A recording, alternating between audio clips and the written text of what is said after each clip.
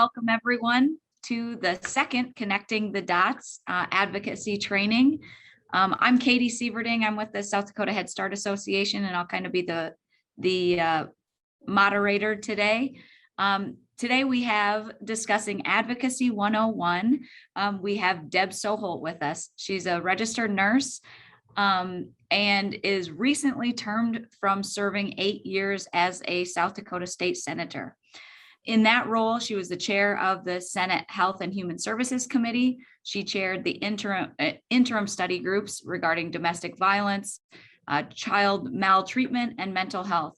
She was also a co-chair of Governor Dugard's Blue Ribbon Education Funding Task Force that led to historic raises for South Dakota teachers.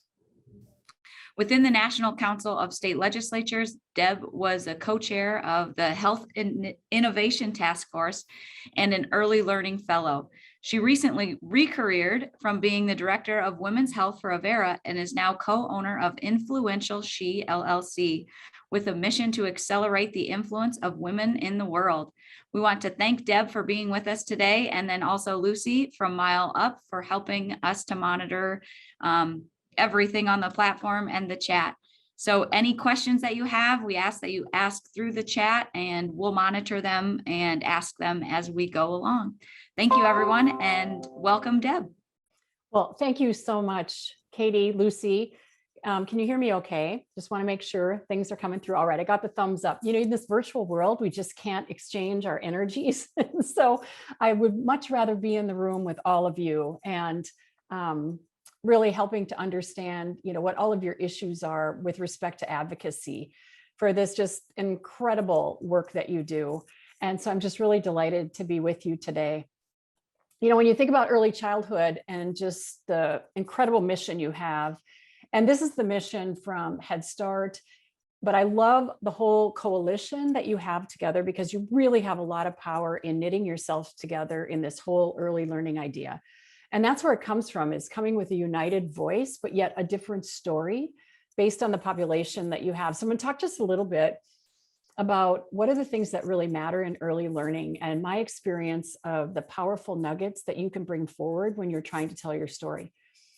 But this whole early childhood thing of being a positive voice, of advocating and promoting these quality programs. And when you're talking about advocacy, it's really for that whole family unit. But it's so important that you're able to package that in a way that legislators can really hear it and that the policymakers are listening to you. And I want to talk just a little bit about, you know, why they might not, and what are some of the historical things that have happened from a legislative perspective that really do make a difference in the lens of how people are hearing your story about early childhood learning. Because as you all know, you know, it's been a struggle, and we don't have any mandated or universal pre-K program in the state of South Dakota. And we're going to talk quite a bit about that. So one of the things, and we're going to leave time for questions at the end. So one of the things that I really want you to think about is jot your question down. So when we get there, you can really ask. And I mean, you can really ask me, like anything that you want to ask me. And that was the legislators are community people just like you, and doing jobs in the state of South Dakota. Some retired, but we're just people. It's not a profession in the state of South Dakota. And I think that's really so cool, because it keeps everybody close to the work. I mean, like, you're in the grocery store with the people you represent, you're sitting in a church pew, you know, you're working and taking care of people. So it isn't like there's some big disconnect between the people that are doing legislative work and executive branch work in the state of South Dakota and the work that you're doing. So I want to be sure that you feel free to ask me any questions, anything at all. So I think the one thing that, you know, we all know and we all believe in is that the first 5 years have so much to do with how the next 80 turn out.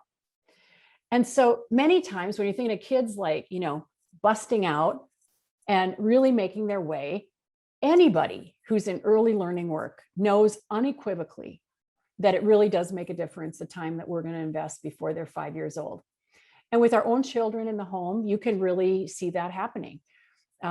My son, our oldest child, was very not ready from an emotional perspective. In fact, he says, I flunked preschool, because he went to preschool a couple times in a row before he actually went to kindergarten, which was like the best decision that we ever made. It wasn't age related. it was development related.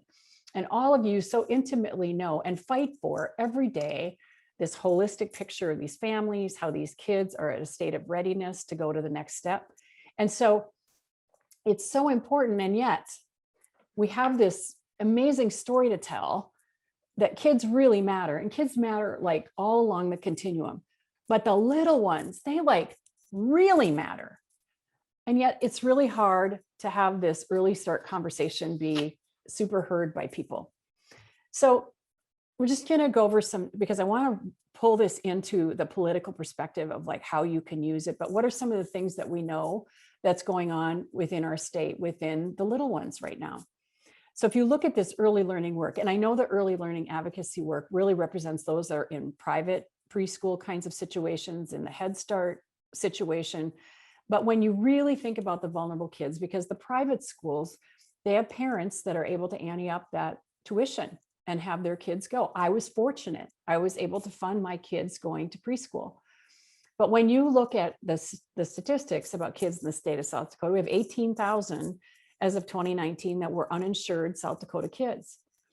When I was in the legislature, I kept saying, you see this reckoning of poverty problem that we have in the state of South Dakota, that we have this very clear, haves and have-nots, that when you look at all of these kids, like 87.7% are eligible for CHIP and are taking advantage of it. So we have about 13% that are eligible for CHIP and not taking advantage of it. But 7.8% of all kids would qualify for the CHIP program in the state of South Dakota. So when you look at South Dakota kids in poverty, we're at 22% of our kids, and 55% of that 22 is American Indian. So, you can see, and we know this story to be true, that we have 19% in poverty, and overall in the US, it's 22%. Sorry, I misspoke on that. But what's interesting is we are less poverty than the nation. But you think of the nation and all these massive, large cities that would be represented within that 22% poverty data, and that we're at 19%. I don't think that's something to pat ourselves on the back and say, well, isn't that great? Because we're not that big a state when you think about the percentage of kids that are in poverty. And then if you look at the kids in the Head Start program, we've got, when you think about the low income eligibility that has to be in Head Start, that you've got like a little over 5,600 kids that are in the Head Start program. So there is also a disconnect when you think about all the kids that would be eligible, the 18,000 that would qualify for subsidized health insurance that should be in Head Start program, and yet a little bit over 5,600. So you can see we have this gap of access and funding. And then what else do we know about kids? Well, I think this Harvard research has been some of the most fascinating work. And I will tell you, this piece of information is something that really makes a difference to legislators. That if you can explain about this persistent stress in the household for families that are vulnerable and under stress, how it actually changes the brain architecture in kids' lives. And I explain it like osteoporosis. People can understand that you have this wonderful bone matrix, and when it's all fully developed and you have really great calcium and vitamin D, and they're all working together and the bone matrix is regenerating itself all the time, you have this really tight bone. When that's not happening properly, you have this very spotty, fragmented bone. People understand, then your bones break. Well, I say it's just like the frontal cortex of the brain. When kids are under persistent stress, and we absolutely know this through the Center on Developing Child at Harvard University, and this is work that you're all well aware of, but that frontal cortex, the thinking center of the brain in these kiddos, ends up looking like an osteoporosis bone, where those neuronal pathways are not all tightly wound together. Then what happens to these kiddos that are under persistent stress is they end up having their executive function, their ability to make decisions when they're 3 and 4-year-olds, that self-control mechanism, that becomes unchecked. And then they end up feeling really hyper and responding to that stress and ending up on Ritalin. All kinds of other things start to cascade. You know this in early learning development, what a difference this makes. And then compound that with kids that are having maltreatment. And that maltreatment can be from emotional abuse, physical abuse, sexual abuse. spent a lot of time in the legislature working with Jolene's Law Task Force. Actually was involved in that for 7 years. 3 years ran interim summer studies. And in 2016, we delivered a 50-page report to the governor of a 10-year trajectory of really stopping maltreatment in the state of South Dakota with kids. And just amazing things have transpired since that time.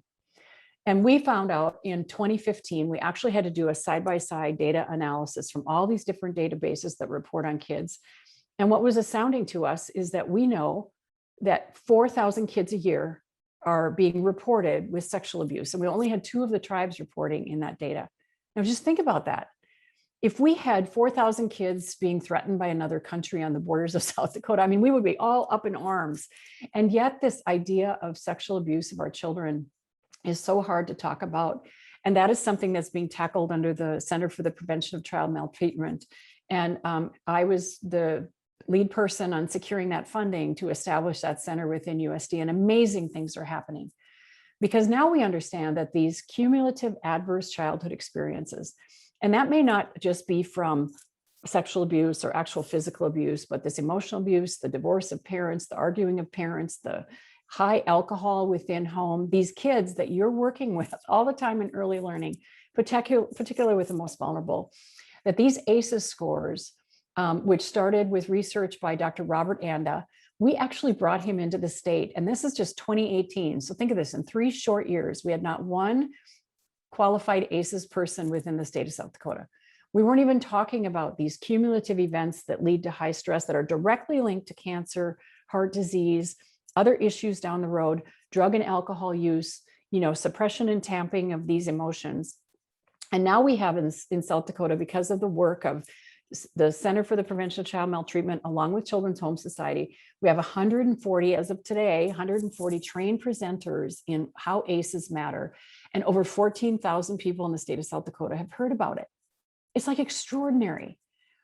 And now within our universities, we have started a collaborative where there is an early childhood advocacy certificate that you can get when you are pursuing any kind of work that would lead to being a mandatory reporter.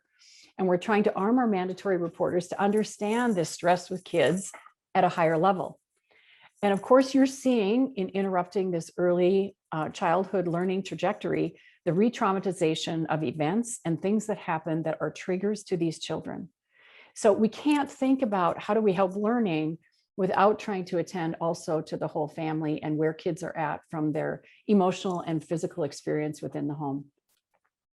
So when you're starting to think about what do you want to do in advocacy and what legislators really need to be thinking about, and I want to talk about this in the pro and the con based on like your own perspective and your lens of how you see things. There's this idea of social consciousness. And this is something where as early learners, you would just think, wow, it only makes sense to me that we would share some social consciousness about these little kiddos and what they need to learn. And the research is just so solid on them being prepared for kindergarten and what a difference it makes in their whole life. So social consciousness is what we share together. It's awareness of thinking about problems and feeling an empathy for different societies and different people and different communities, like an empathy for thinking about how difficult it must be to grow up on the reservation with the amount of unemployment rate and this long-term at the cell level traumatization that carries through. And, actually trauma speaks to your cells, and that's another topic we could talk about someday, but it's epigenetics, where when a pregnant woman is under a lot of sorrow, that's actually felt in the cell level and transferred onto the fetus. And we have really good research about that. So it isn't just, okay, get over it. It's like understanding and having empathy and listening to what's happening within those communities. And that we would be conscious and really respect that there are difficulties and hardships for other people that don't exist in the same way that we experience life and what our lens is like. You couple that with, and I have no idea why this got so big. When I saved the slideshow, the first bullet went crazy. So just ignore that and excuse me, but you couple that also with the moral imperative. Now, the moral imperative is really the principle that we hold within ourselves. This moral imperative, this principle that our mind will then be compelled to act in relationship to that principle. It's, if you really want to think about it, it's our conscience. And how does that play out in our life? Like, what do you believe about right and wrong? And this is our basic experience as human beings, as individuals, to encounter what we believe is right. So there's this larger social consciousness of how we're working together, but then there's the moral imperative within ourselves. And I think this is where the disconnect comes when we start talking about early childhood and early learning, because we believe that the moral imperative of everyone is exactly the same in their own minds. And we want all of us to come together into a social consciousness about what's the right thing to do. And so it's very easy to then start pointing fingers at people and pointing at legislators that maybe we don't like, that we think, well, they're crazy. Like, what are they talking about? Because we have people that believe the moral imperative, their conscience is that the family unit should be strong enough to do all of these things for their children, whether they're in poverty or not. And I think that's where we start to think about, how do we have then a divergent social consciousness in how we're working together? So let's just talk about a few things that have happened in the legislature. I will tell you that in my term as a state senator for 8 years, we really did not have any meaningful early learning bill come before the legislature. Now, it was in the introduction that I had the good fortune through the National Conference of State Legislators to be an early learning fellow. So I spent a year in like a very intensive learning and came back and could not find a pathway forward within the current legislature to really look at a universal pre-K. That was not something that Governor Dugard or Governor Noem would see as something they are interested in carrying forward as a priority from the executive branch. We did a lot with Dugard. I didn't have as much experience working with Governor Noem, but with Dugard, such as, establishing new funding for education. I think there was a lot of thinking with Governor Dugard, having been the Children's Home Society CEO, that he would roll that forward and, really want to start to establish a universal pre-K. But there was a lot of efforts that happened before I even came to the legislature that I want to talk about. Only one transpired while I was there. So in 2009, we had Senate Bill 191, and this was a bill that was brought forward for planning and benchmarks for a state-supported pre-K.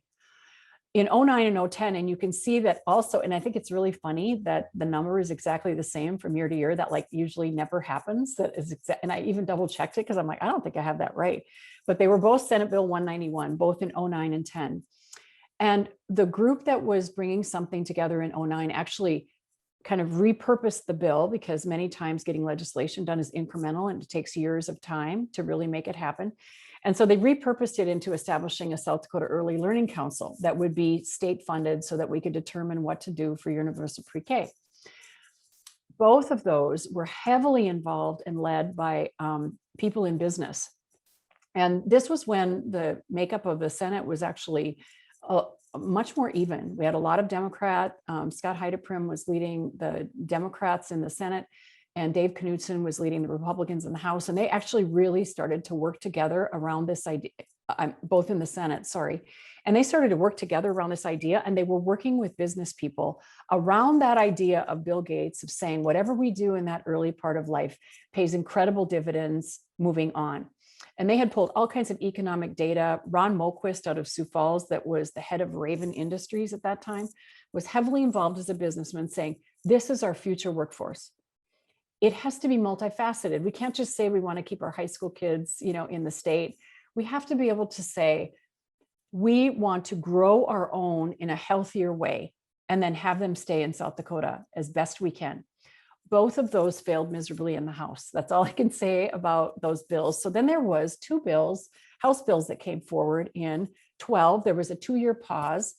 And these had to do with, again, a South Dakota Early Learning Council, and then a bill that had to do with paying tuition for certain group homes that would be doing early learning education, and some private daycare centers that were helping with the vulnerable.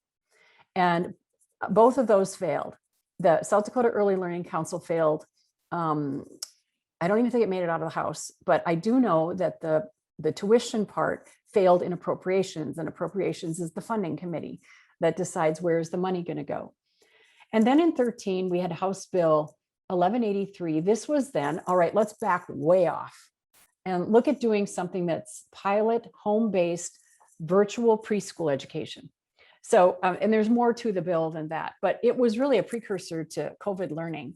And, with these little kiddos, pretty difficult to do the virtual. And I know that there were many elements that you guys pulled forward during the pandemic, and I just can't give you enough credit for what you did in relationship to trying to keep that going. But I was with my grandson, who was 5 years old and first year of kindergarten during the pandemic, and happened to be at his home one day during virtual kindergarten learning. And they were all logged on, they had their headphones on, and I went to another room to do some other things. And all of a sudden I heard these 5-year-olds chattering amongst themselves. And I came in and the teacher had disappeared because there was an electronic problem with her computer. And so she was gone. And for like the first 30 seconds or so, the kids were good. They said, I wonder where she went. Like, I wonder what happened. Like, they were super curious. And at about 30 seconds, the wheels just came off. One kid burped, and then, and then it just one thing led to another. So this pilot program was really to look at what kind of virtual elements could we do to provide access, thinking this might be a political pathway forward because of people in very remote settings that have no access to early learning, that are particularly vulnerable. That also failed. So in the legislature, there has been no meaningful pre-K legislation bringing forward. And honestly, I don't see it happen. It won't happen probably in 2022. There's been effort in Sioux Falls, and I think in Rapid City, where people have come together and put funding together to fund additional vulnerable children that can't get into Head Start, that are on the waiting list, to actually be in private preschool so that they are able to get this learning education, just believing, one starfish into the ocean at a time, even though knowing we can't reach all of those kids. Representative Tom Holmes, who is no longer in the legislature, he has been very interested in early learning. He became a NCSL early learning fellow like I did. He tried to put together a foundation. I believe it still exists, but very difficult to get funding in relationship to, putting kids through. It's really going to take a statewide effort to make it happen. All right. So how can you take what you know and these imperatives about children that are so important about their brain, about their stress, about what happens to their executive function, about, how many kids are still being left behind? What do we do? Well, first you have to begin with, and many of you know this, but I'm just going to do a quick primer on, how does a bill become a law? Okay, so the one thing that you really need to know, and any citizen should really be involved in this, especially those of you that want to advocate for kids, is to get savvy with the South Dakota LRC. There's a really wonderful website, and I've given it to you. It's legislature, legis at southdakota.gov. It talks about all the bills, how you can track bills. You can set up a list that you like for. It's very easy to navigate. And I have to tell you, it's just pretty cool because I'm so old that I was one of those people that the bills were in stacks in the basement in the Capitol when I started doing advocacy work. And you never knew which version was right because they had to keep printing them and these cubbies, and you go down and you would have this whole stack of bills. So it's so wonderful that it's now virtual and that you can also listen to hearings on South Dakota LRC. So bills of interest, you can listen and hear how people testify. Those are archived forever. So you can go out and listen to the bills that we just talked about. That's why I gave you the bill numbers. So if you ever want to go into an archived bill session and listen to how did that go and what was the conversation around it, it's really helpful to see kind of what are you up against in early learning. So what happens is the bill comes in with a prime sponsor into a chamber. And it goes to Chamber of Origin. Now, on the bottom, I put the Senate bills start with number 1. So they go through 1 and however many are submitted. So that's how you can tell if it's a Senate bill, because it's in the hundreds. You can tell it's a House bill without even hearing HB because it begins with 1,000. And so that's how you can tell which Chamber of Origin is it at. And then it goes into, it's assigned, it's read in whatever Chamber of Origin. Every bill has to be read out loud. And why is that? Because there used to be an assigned to a committee. Because way back when, in the cronyism time of politics, there used to be a thing called the pocket veto. And that was where people in power could take that bill and say, you know what, I don't like that, and I'm just going to pocket it. I'm going to put it in my drawer. I'm going to ignore that it ever happened. It's not going to see the light of day. And then a law changed in South Dakota. So every bill has to see the light of day. It doesn't necessarily mean it's going to go anywhere. And sometimes they're even what's called tabled in committee early, but it's read in the Chamber of Origin and assigned to a committee. And who assigns those bills into a committee? Well, that's the leadership in the House and the Senate. So in the House, it would be the Speaker of the House, and in the Senate, it would be the Senate pro tem. And that's how the bills get assigned to a committee.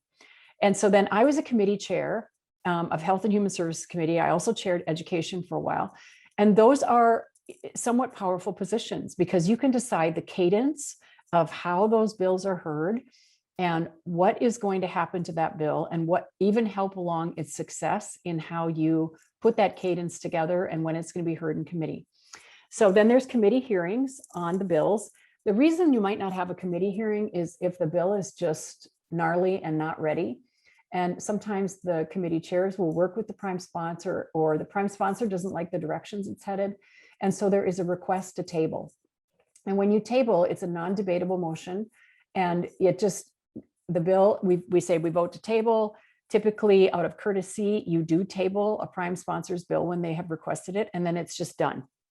Now, what happens in the committee work is the bill, we always vote in the affirmative. And so what that means is we either vote the bill to go down to the full floor, so it's going to the full Senate or the full House, or it's going to what we call the 41st day. And so the 41st day, when there's only up to 40 days in the legislature, there's never a 41st day. It just means the bill is going to die. It's headed to the 41st day. And so in the affirmative, we can vote it to go to the 41st day, which essentially ends the bill. But there is also an issue called a smoke out. And that's where so many members in each chamber, different number for the Senate and the House, they can ask for that bill to be what's called smoked out, brought to the floor because they want it to be heard. And then the committee has to the committee chair has to cobble their committee together. They have to vote in the affirmative, deliver that bill down to the floor of the Senate or the House, where then it's debated with the full body. And there's multiple rules about that. Once that bill gets all the way through, let's just say the Senate, then it goes over to the other chamber. So it will go over to the House, and the House would have a prime sponsor as well. Now, sometimes the prime sponsor in the other chamber, typically whatever chamber it comes in, that's your lead legislator that's really doing most of the work in relationship to the bill. There are some bills where they're co-legislators like right away, and they've really been working and they're sharing the work, but more often than not, the prime sponsor in the body of origin is the one that's doing all the work, and the person is carrying it for you over in the other chamber to see it through to fruition. And then it goes through the same process of being assigned, going to committee hearing, coming for debate on the full floor, and then goes on to the governor. That's the final stage of a bill. So if it's affirmative through both chambers, it goes to the governor, and the governor can either sign it, and there's a certain amount of days and time for the governor to sign it, or can veto it. And to override a governor's veto, it comes back on the last day of session, 2 weeks after we adjourn, actually go into recess, we don't fully adjourn, and come back and for 1 day, take up the governor's vetoes. But it takes a 2/3 vote of each chamber to override a governor's veto. So, and there's all kinds of rules that go into that. We have what's called the red rule book, and whoever knows the rules the best kind of wins. There's a lot of procedural things that you can be done by understanding the rule book. But that is how a bill becomes law in South Dakota. So now what can you do about this? Let's talk about you and how you can get involved in public advocacy. There's just so many different ways to advocate.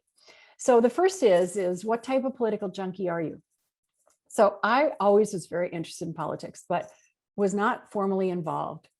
But there was one day that we were at Pier for Nurses Day at the legislature.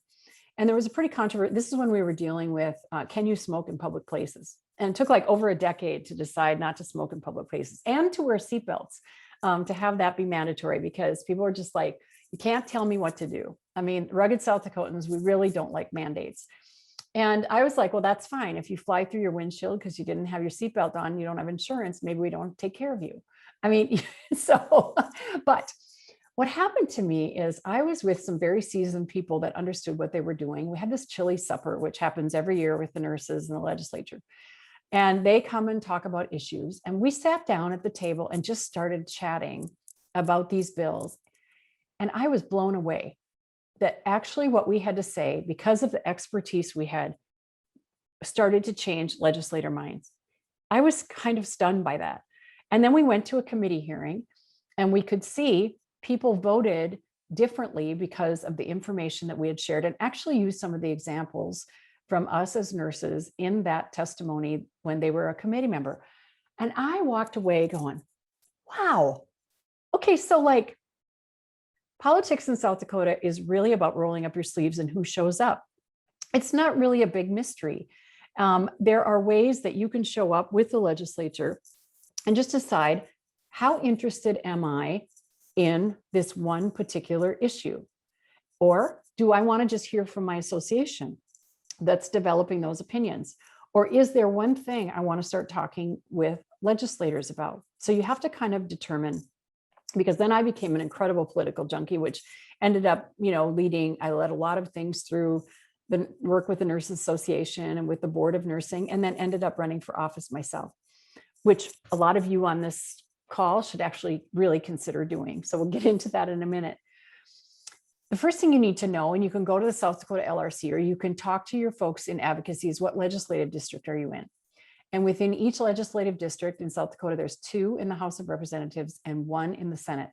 You need to know who those people are. And so what is your district number?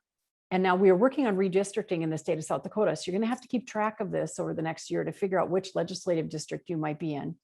And we're redistricting based on census and population. That's done every 10 years.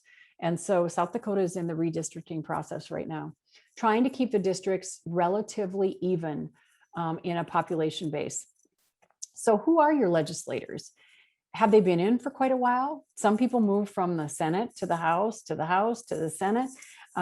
Senator Jean Hunhoff, now I call her Rep Sen because I can't keep track of her roles because she keeps going from chamber to chamber. But Jean Hunhoff out of Yankton is the longest serving female in the South Dakota legislature. And we're just really proud of her in relationship to that. And currently she is chair of the Senate Appropriations Committee. So you need to know who your legislators are. Who are your lobbyists for your organization? So you have this whole advocacy group on early learning that you've come together. So somebody must be representing that work. And I'm thinking, Katie, it's your group that's helping to represent that work. So Katie and her business partner are going to keep you really involved in what's going on during the legislative session and start to give you messages. Now, one of the things that you don't want to do is to go crosshairs with whatever the group is doing. And so you have to be really careful when you're testifying in peer. If you have one single issue as a single person that you want to come and testify on, my advice to you is to tell your advocacy person within your group together, I want to talk about this as a person. And when you testify, you make it very clear that you are representing yourself and not any particular agency. It can be very powerful testimony. So sometimes I think people feel I should never do that. But it can actually be something that's very adjunctive, where the organization is speaking, but then also individuals are speaking that can bring forward on my own behalf, this is the work that I do, and this is why I feel so convicted that we should be doing this work together. So what can you do? Well, there is a Children's Day at the Capitol that happens every year. And this is about child advocacy from all kinds of arenas, not just in the early learning arena, but also from the healthcare arena and maltreatment arena. And I would really encourage you, if you haven't, to attend a Children's Day at the Capitol. It's just really fun to watch the whole process and to be in your building. Our state capitol, if you haven't been there, is just an extraordinary structure. And every day when I walked into it, I'd be like, oh my gosh, pinch me. I can't believe I actually get to work in this place. It's so beautiful to be there, but the power of it is the Capitol is yours. The Capitol is the people's capital. And so when you go there, you say, man, I love being an owner of this real estate because this is part of what I have as an asset within the state of South Dakota. Okay, within your group, you can personalize your message and tell a story based on what you're for. So that goes back to this moral imperative for you. What areas of social consciousness within the realm of early learning really turns you on? It's such a big piece of the pie. So if you can start to hone in on what is the thing that jazzes me in my heart, it's a moral imperative for me, but it's part of what I want to build social consciousness around. I want to have other people really understand it. And this is something, it's not just saying I believe in all kids should have pre-K. I think it's really important. This is about drilling down deeper and thinking about you as a person and what are the things that you just cannot walk away from in your heart? And how can you start to personalize that story to tell to others? That is a very powerful message that you can, on an individual level, be involved in. So once you understand what's your message, then pick up that nugget, like take that little nugget and understand it deeper. So if one of the things that's a moral imperative for you, like for me, it would be that we would have to have access for all of our kids in South Dakota. It's not okay that it's just in Sioux Falls, that we have to find virtual and community-based work that's knit together on a regional level so that all kids can have access to certain things. That became really important for me. And I started to tell that message over and over and over again, and then develop legislation that would make that happen, such in the mental health arena of virtual mental health, that it's paid for, that it's possible, that there's laws that support having it happen. So then what you can do is you can start to show up for forums, like start to get to know the legislators in your area. And they have political forums all the time. They have coffees at like different places, the local restaurant or at Hy-Vee in Sioux Falls. But even if you're in a rural area, they'll have little forums in, you know, the coffee shop down on Main Street. Go. But when you go to listen, but show up with a wicked question. Have a question that is based on this nugget that you're developing a story around, based on your own personal moral imperative that you can ask, that's tough. And it's a wicked question to get to the understanding of where that legislator might be at, and to be able to then share your opinion in a positive way. Now, another thing that you can do, and I dropped it off my slide, but I'm going to tell you, is get to know your legislator. Okay, so you need to know who they are, not just who they are in your district, but get to know them as people. I'll tell you, one of the most powerful things as a legislator was people that reached out to me and said, can I buy you a cup of coffee? They introduced themselves to me. They had a story to tell, this personal message, and they got to know me, and they then shared their area of expertise. 100% of the time, I tell you, this is rare, you guys. Like, you would think that this is happening all the time. We hear from lobbyists all the time. We hear from heads of organizations all the time. But to hear from individual members that really have a moral imperative that's important to them, I'll tell you what, that made all the difference in regard. And 100% of those people that reached out to me set up respectful time, and you have to be really respectful. If you're saying it'll be 45 minutes, keep it to 45 minutes. Never ask them for more than an hour of their time, because there's just so many demands on their time. But if you, 100% of those folks became part of my contact list in my phone. And they offered to me, listen, if you ever end up in a situation where you're needing information, you're needing to talk about this particular thing, I am happy to have you give me a call. And I'll tell you what, I would call those people. In fact, there were times when we were getting ready to debate a bill. We were in the middle of something on the floor of the Senate, and I'd slip out into the hallway and I would call a banker or somebody that's working in architecture, or somebody that's dealing with how these bulldozers get somewhere, or somebody that's in the energy sector, even beyond the lobbyists. I'd heard the lobbyist story, but I wanted to know, what's your perspective? Tell me the fallout that could happen on this bill from your perspective. And I tell you, it's a really powerful, fun thing to do. And that may even be just the level that you want to get involved in relationship of being a political junkie. So you can get to know your legislator. And when people start to send messages, like your lobbyists and your early learning advocacy group starts to craft a message to send out to legislators, change that and make it personal to you. So we get all these messages from everybody. We can get 100 messages and it's all the same message. And there is power in that, because we say, whoa, there's a lot of people that care. But from a legislative lens, you just start deleting, because you're like, okay, I got the organization's position. But if you can take the organization's position and say, hey, I'm Sue, and I work with these 15 kids, and I'm doing this thing. So you're not going against what the organization's saying, but you personalize it from your lens. I will tell you what, that is powerful. And you would think that legislators would say, well, I got 50 personal messages. You can send 5 personal messages. Now we think something's really afoot and going on, that people are giving us a lot of communication. So you see, you have so much more power than you think. Another way that you can get involved is to help a candidate. You know, if there's somebody that you like, you can actually help them become elected. If you are watching how they're doing their work and you care about their work and they're advocating for you, a check of $25, you don't have to be like uber rich to help support a candidate. The lobbying groups help to support candidates on a higher dollar level, but even every $25 check I got from somebody, or someone who said, I believe in you and I'm working with you, I was so touched by that. And it really helped me to be stronger, to continue to fight for the issues of kids and vulnerable families, and to keep being the voice, because I realized that there are people out there that it mattered to on a deep level.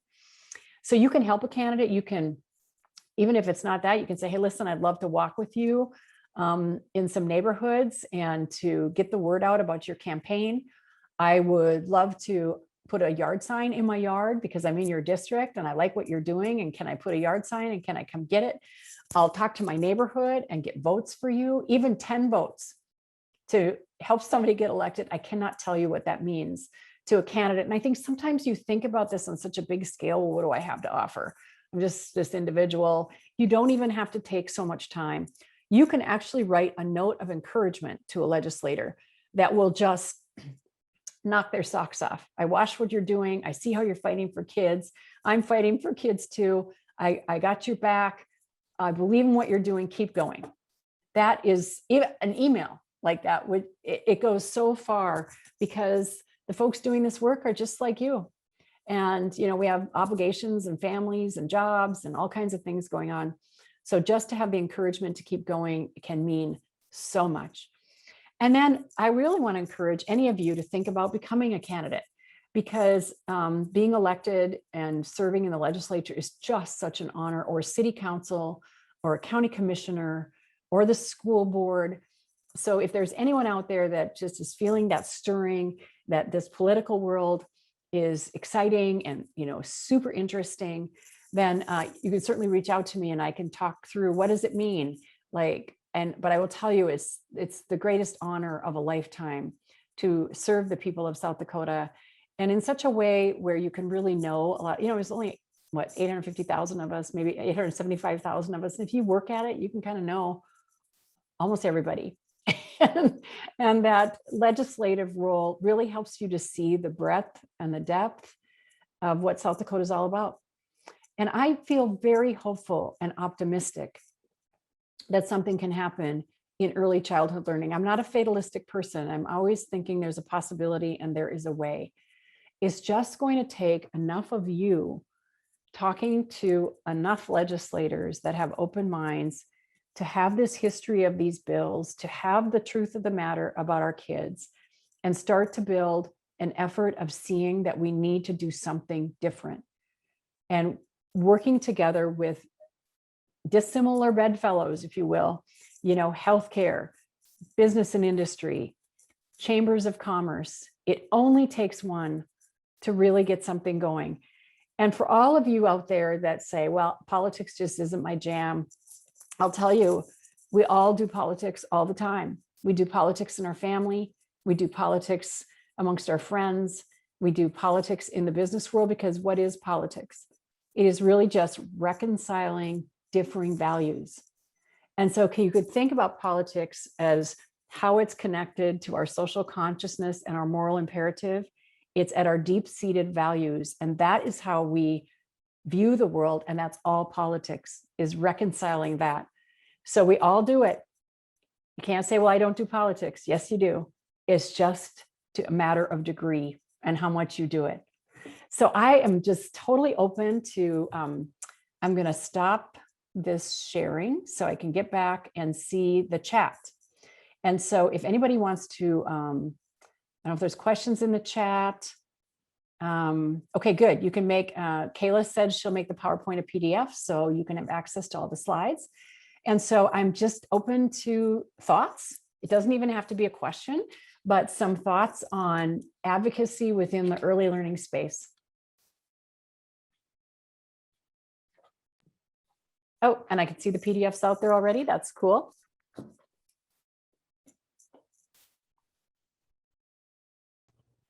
So this is Carrie Sanderson.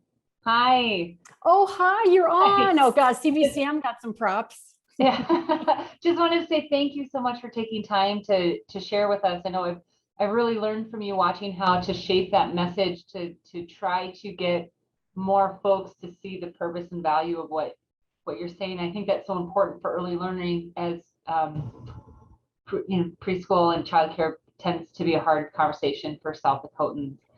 And I apologize, you may have addressed this a bit, but the theme of this series is connecting the dots. Can you touch one more time on how great it is to potentially shape our message about early learning, with how that can support other initiatives across the state, whether it's workforce development or whatnot? Happy to.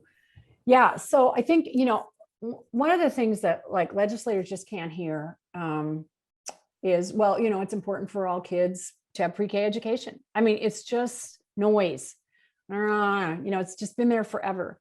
So that's where there has to be an incredible, almost a business story that is put together. And that's why I gave you some, and it would be more than what we can do in an hour in, an Advocacy 101. But it's something about crafting at depth.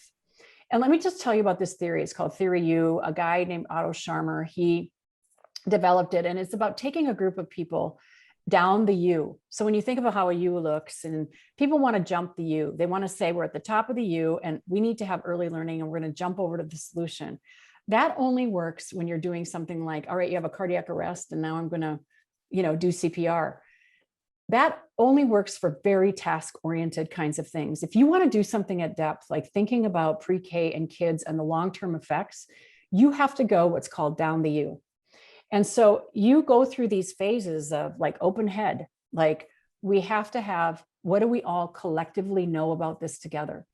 And that has to be a very multifaceted approach of connecting the dots, where you're looking at what like the business and industry folks are saying, what's happening with workforce development, like how many kids are leaving, like how many kids are in the juvenile justice system, how many kids ended up having to have EAP plans that really, were not born with an incredible disability, but this came out of high stress.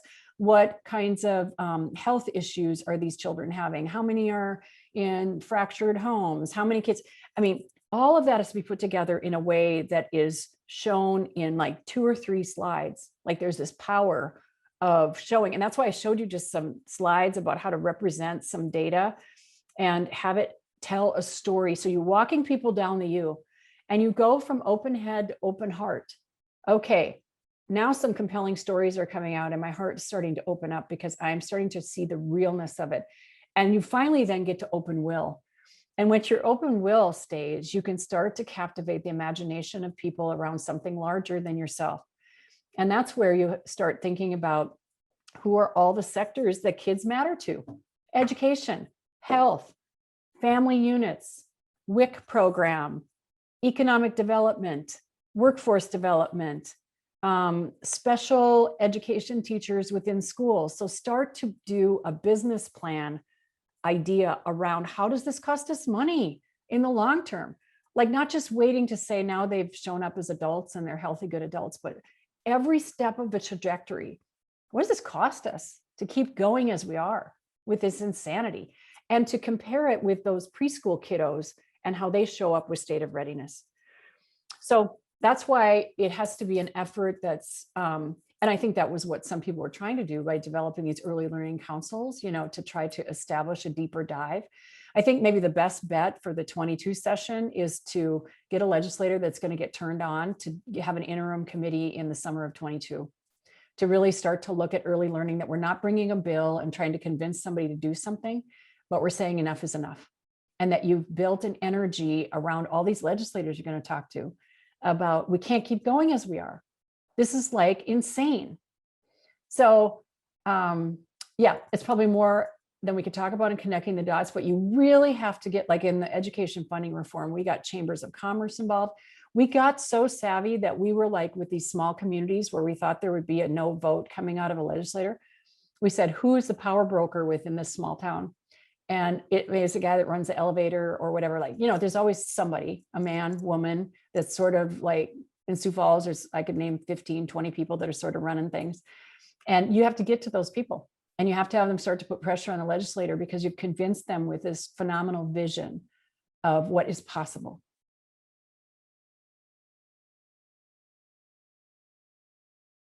So thoughts, questions?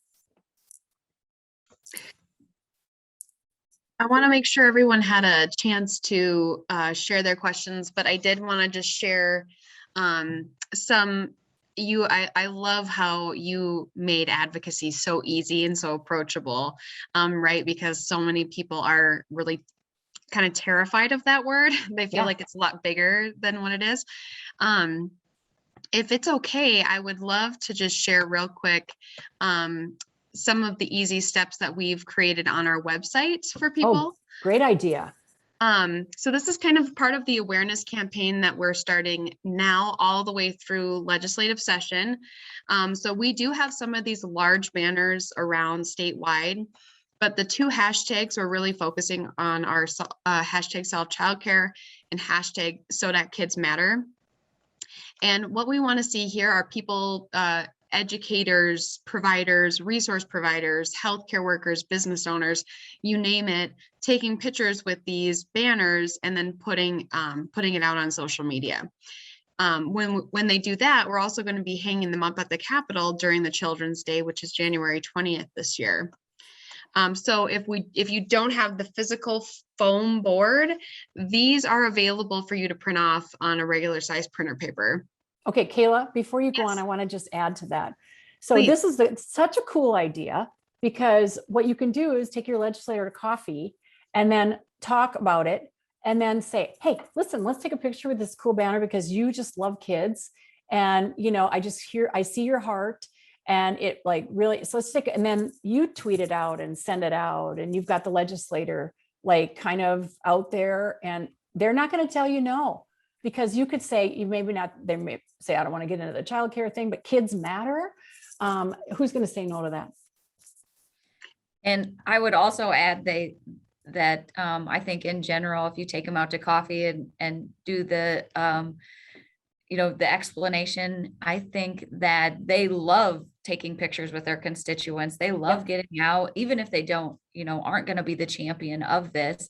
They love getting out, and then they're out on social media as well. So it's a win-win for everyone. And I think sometimes it's kind of scary to do that and to ask for a photo and stuff. But Deb, you can correct me if I'm wrong. I don't think it's always you're ask. not going to get a no, and you're going to get an excited yes most of the time. Yeah. And, in these conversations, of course, you're going to be very respectful. I mean, we don't respond well as humans when somebody tells you you're stupid, you shouldn't have voted on that, that was really dumb. And, we're just like you, that doesn't feel good. So, anytime you're talking about something in conflict, you want to frame it in a way that can be heard.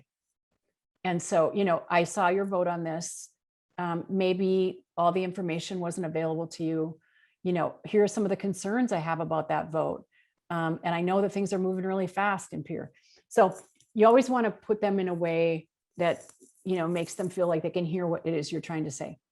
Keep going, Kayla. Sorry. No, I appreciate that, because that's a great idea. Another thing, this is kind of more for parents and families. Let's see, 2, 4, 6, 8, 10 of them fit on one sheet of paper. You print them out and encourage them to give them to parents.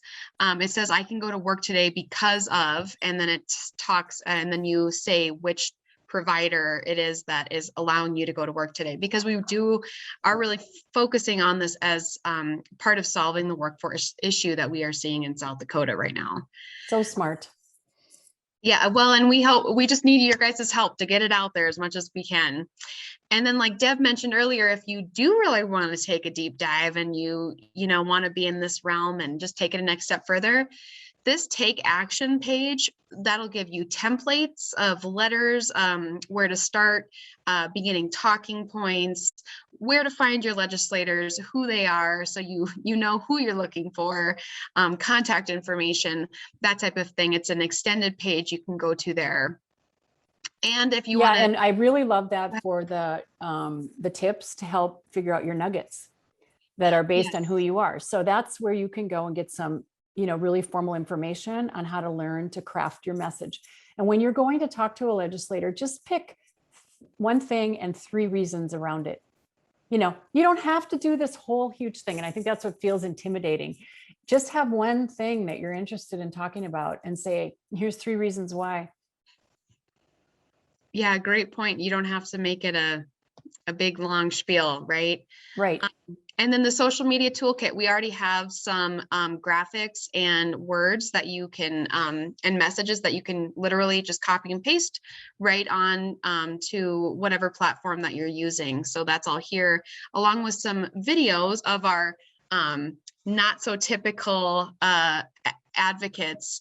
You know, we have business owners here, a university president, Lori Vegas from the Ellsworth Air Force Base. So these are also great to share on social media. And I'm going to pop this into the chat. So I apologize, but I wanted to. No, it's great. Give some more tools there. We have just a couple more minutes. Does anyone else have another comment or thought? Those advocacy resources are incredible. You know, Deb, I just like what you said about your, you know, when you get information from someone and then keeping that contact and really reaching out. Again, if, you know, when you need more information and building those relationships. So thinking about it from our end, starting to build those relationships with our policymakers, so that when the votes are happening, they, you know, they have, you guys in the legislature have someone to reach out to that you've connected with. And like you said, it's not as scary as I think, and daunting as I think we think in the beginning. It's a simple building a relationship, forming a, you know, a friendship sometimes, and yeah, we are seriously going. Not scary. Like no, there's no one that I worked with in 8 years that's, well, maybe one person was scary, but the rest of them were, you know, they're just people. We're just people. So I cannot stress that enough about do not be afraid. And you will be so pleasantly surprised at how much strength you feel from meeting with your elected official and just knowing who they are as a person. So, you know, when you have coffee, you just say, hey, I'm going to tell you about myself. I got 3 kids and blah, blah, you know, ask the legislator, have you always been in this district? And, you know, blah, blah. And you just do the human thing, just like you would with any other human being that you're meeting for the first time. And then you just say, hey, listen, I wanted to get to know you because I care deeply about this. And there's just something that, you know, we haven't really gotten to it in South Dakota and, you know, blah, blah, blah, blah, blah. And I want to give you some information, but more importantly, I want you to know me so that when things start happening, I can help. I want to help you. I want to help you be successful. So it is not even remotely hard. It's just a matter of taking the risk and having fun and reaching out and just, you know, making it happen. And you will be so overwhelmingly surprised at how much influence you can really have on behalf of whatever it is that tugs at your conscience, that makes you get up in the morning and get going. It's going to take all of us, you know, to want to do our part to make this change. And our kids, dang it, they're worth it. So, you know, we just can't say I'm scared, because think how scared they are. So I just want to thank you so much for having me. It's just been really fun. I'm here as a resource. And if anyone's interested in just further information, work through Katie or Kayla, and we can, you know, get your question answered. And if there's someone that doesn't want to reveal, okay, I'm kind of thinking I'd like to run, but I don't want to declare it in front of a lot of people, you're certainly welcome to reach out to me. And my information is, I'm just like out online everywhere, so you can find me. Thank you so much, Deb. Everyone in the chat is said this was a great hour and great information. So I thank you. Thank you so much for joining us today. Thanks for having me. And thanks to everyone who's doing such great work on behalf of kids. And I know some days you're really tired and you wonder if it matters to anybody else. It really does. Keep going. Thanks. Thank you, guys. Thanks everyone who attended.